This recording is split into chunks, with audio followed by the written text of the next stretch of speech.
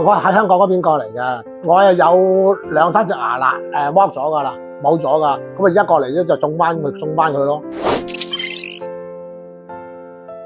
我们能从片子看得到，任先生的牙齿比较糟糕，缺的也比较多。下面的话基本上缺了3颗牙，上面这边也缺了1颗，这个边缺的比较久，所以我们能看到它的间隙非常的窄，所以它基本上种不了牙。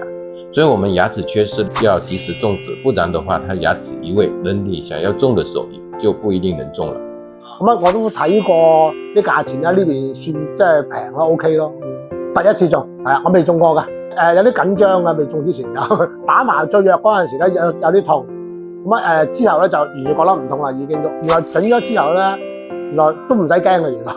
咁佢啲手勢都 OK 好快咯。我會介紹佢過嚟呢度種咯，係啊。佢呢啲手勢幾好啊，種牙呢度睇牙就嚟得半尾。